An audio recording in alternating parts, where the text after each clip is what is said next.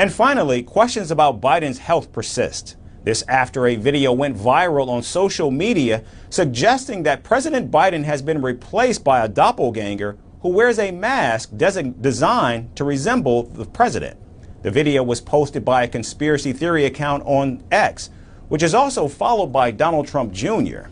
Now, MAGA supporters are backing the claim, and some of them actually believe that the commander-in-chief has multiple clones as well. The video claims to show documentation depicting changes in Biden's appearance, such as his earlobes, chin, skin texture, teeth, wrinkle lines, and even his signature.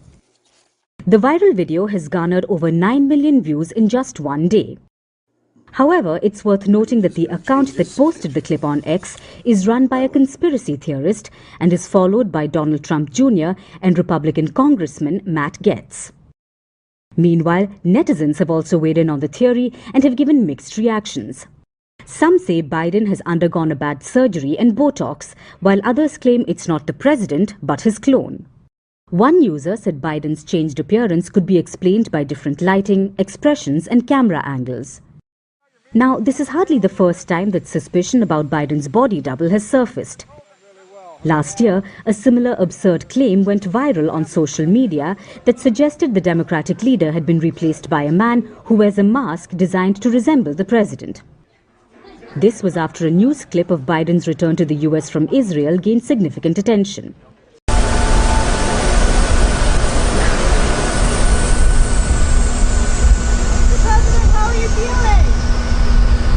Mr. President, how are you feeling? How are you feeling? How are you feeling?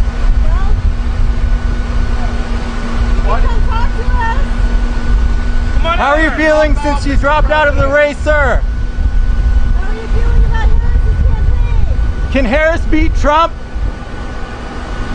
Can Harris beat Trump, Mr. President?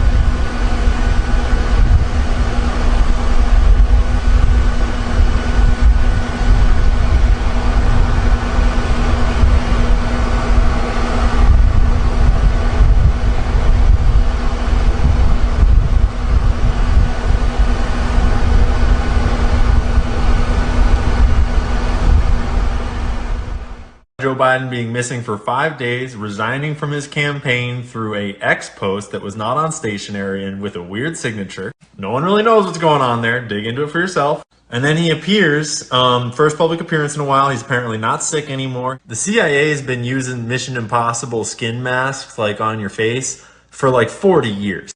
If you haven't already seen the footage of the CIA's ex-disguise chief talking on TED Talk stages and stuff about when she briefed President H.W. Bush in the White House Oval Office wearing one of these disguises and he didn't realize it, I got some news for you. Did you ever think you would work for the CIA? No.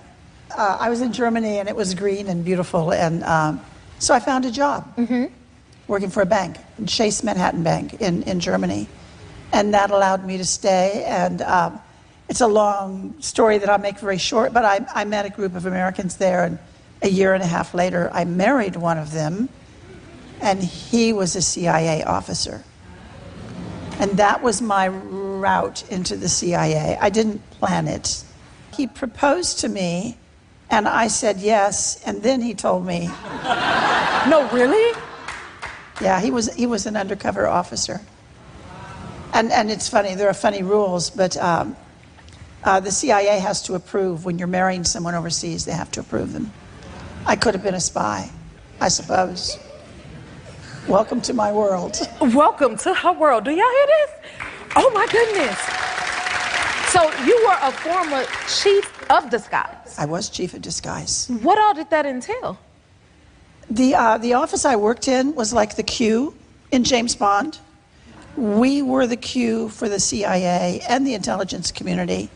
So there were different parts of it. Whatever you needed, if you needed a bug, if you needed secret writing or a microdot or a concealment device or whatever you needed, you had to come to us and we'll put something together for you. And disguise and documents was part of that. What's the most memorable moment from being in disguise for you? There were a number of them, but one that has to stand out, I went to the White House and I briefed George H.W. Bush, the president at the time, while I was wearing a full face mask. So we're sitting like this close together, and I'm telling him that I'm going to show him the best disguise that we have.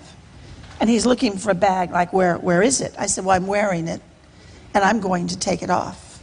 And I reached to start taking it off, and he said, stop. And he got up, and he walked, and he looked, and he looked at it. He didn't know it was a mask. He wasn't sure what I was wearing. He sat back down. He said, okay. So I took it off, and I was holding it up in the air so he could see it. My whole head. It had hair and a face and a neck. So you could walk around as someone else? Absolutely. And that would be the disguise? Absolutely. That was a great disguise. It could keep you safe. It could keep you from getting shot. It could keep you alive. A mask could.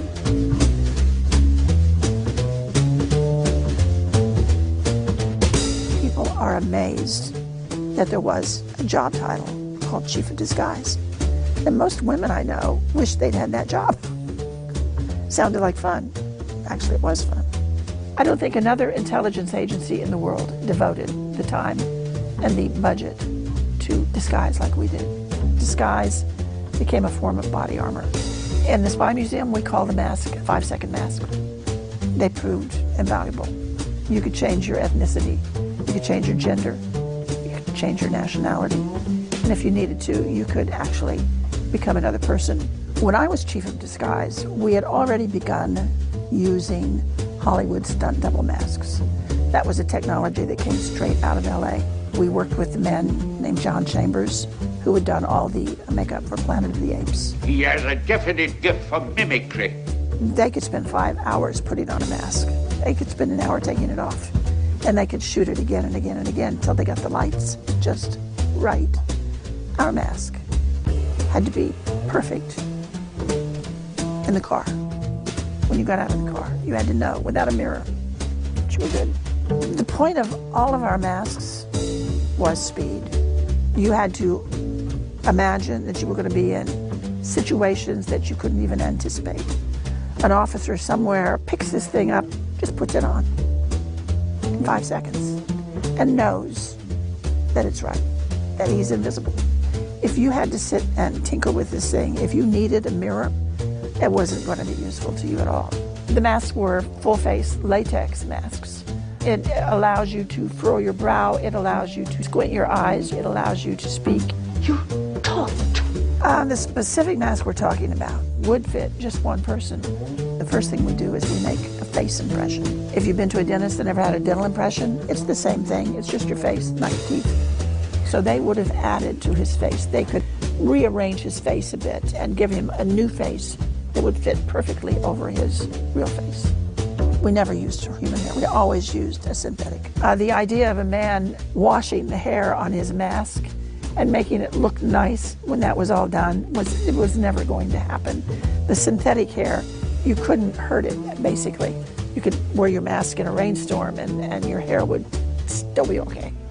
Very human. The masks, more than once, were taken off in a moment of terror and crushed down and put under arms in armpits. They would fit in armpits if they needed to.